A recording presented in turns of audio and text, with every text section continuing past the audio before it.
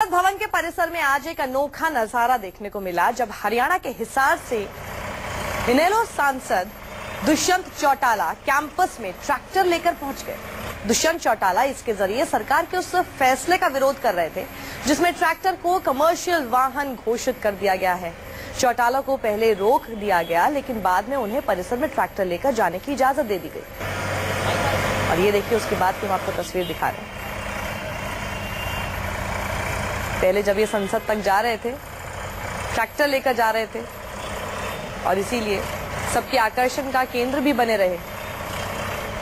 ये उस फैसले का विरोध कर रहे थे जिसमें ट्रैक्टर को कमर्शियल वाहन घोषित किया गया है और यही ट्रैक्टर ले जाते हुए उन्हें पहले संसद परिसर में अंदर जाने से रोक दिया गया था, लेकिन उसके बाद फिर इन्हें अंदर इसी ट्रैक्टर के साथ जाने की इजाजत दे दी गई।